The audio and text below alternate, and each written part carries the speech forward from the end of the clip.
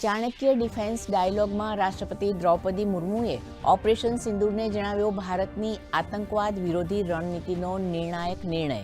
સેના પ્રમુખે જણાવી દેશના સશસ્ત્ર દળોને ભવિષ્ય ઉન્મુખી બનાવવાની રૂપરેખા.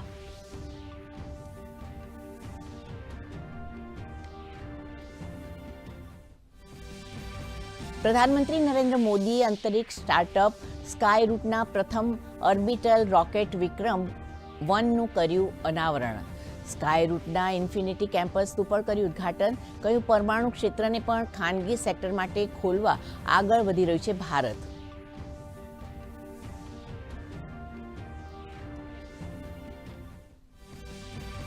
પ્રધાનમંત્રી નરેન્દ્ર મોદીએ T20 વર્લ્ડ કપ જીતનાર મહિલા બ્લાઇન્ડ ક્રિકેટ ટીમ સાથે કરી મુલાકાત. ખેલાડીઓની મહેનત અને ઐતિહાસિક ઉપલબ્ધિના કર્યા વખાણ.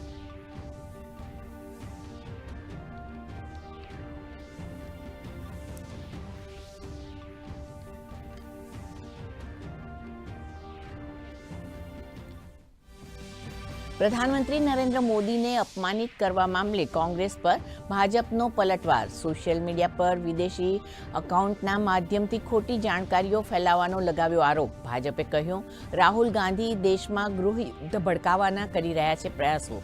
કોંગ્રેસે આરોપોને ગણાવ્યા પાયાવિહોણા.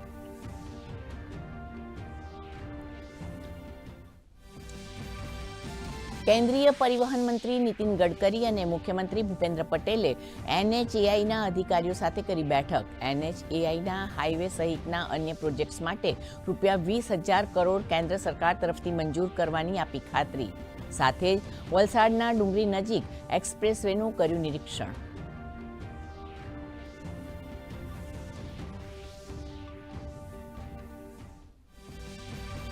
વલસાડના ધરમપુર ખાતે રાજ્ય સરકારની 12મી ચિંતન શિબિર.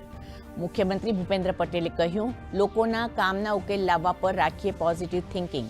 ત્રિદિવસીય ચિંતન શિબિરમાં ક્ષમતા નિર્માણ અને મૂલ્યાંકન, પોષણ અને આરોગ્ય, ગ્રીન ઉર્જા અને પર્યાવરણ, જાહેર સલામતી, સેવા ક્ષેત્રમાં વૃદ્ધિ વિષયો પર થશે સામૂહિક ચિંતન.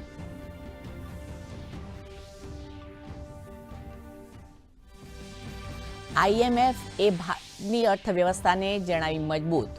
વર્ષ 2025-26માં ભારતીય અર્થવ્યવસ્થાના 6.6ના દરે વધવાનું અનુમાન. કહ્યું GST સુધારાથી અમેરિકાના ટેરિફ અસર બની નહિવત.